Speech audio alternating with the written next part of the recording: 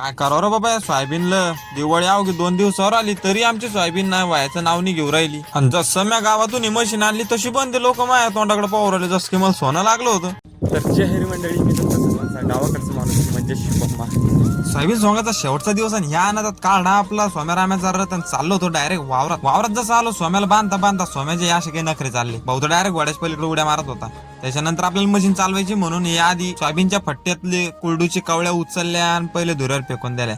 त्याच्यानंतर जसं काही मशीन सुरू केली रा भाऊ आणि रप रप रप रप इकून तिकडं तिकून इकडं नुसत्या चक्र नाकरा टाकला रिवर्स आणि घे रे बाबा मांग. काय आप्पा काय परेशानी करणं लावली त्या सोयाबीनना. जशी मशीन आली तसं तर सुकच होऊन गेलं ना. हात दुखायचं काम ना कंबर दुखायचं काम.